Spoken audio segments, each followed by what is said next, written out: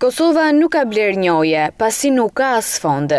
Ky është reagimi fort i Behxhet Pacollit pas deklaratave të ish-ministrit Skënder Hyseni se ka bërë tregti me shtetet që kanë pranuar pavarësinë e shtetit shqiptar. Nëse ka thënë ashtu, është ligështi e madhe një deklaratë e tillë, po mendoj të kaluarën dhe propagandën që Jeremiç ka bërë kundër nesh.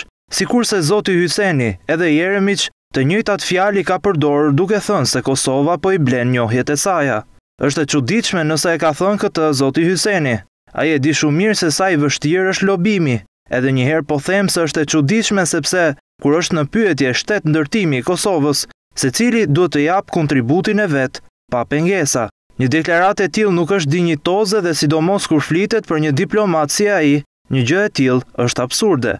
Më pas Pacolli, një nga personalitetet e Kosovës i cili ka bërë lobim për njohjen e pavarësisë së shtetit shqiptar, shpjegon më tej, pse jo, e me pak ironi, se Kosova nuk ka fonde për të bler njohjet e saj.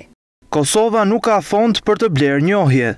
Kosova nuk ka harxuar asnjë cent sa i përket blerjes së njohjeve, sepse Kosova ka argumente të mjaftueshme për t'i arritur njohjet e saj.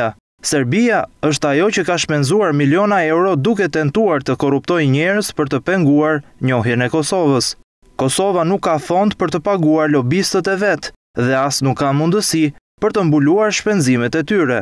Është shumë e vërtetë se unë kam lobist anë mban botës.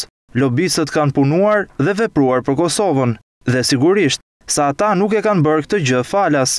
Unë shpenzimet e tyre i kam marrë komplet prej fondit tim. Aktualisht, pavarësia e Kosovës është e njohur nga 99 nga 193 shtete anëtare të OKB-s.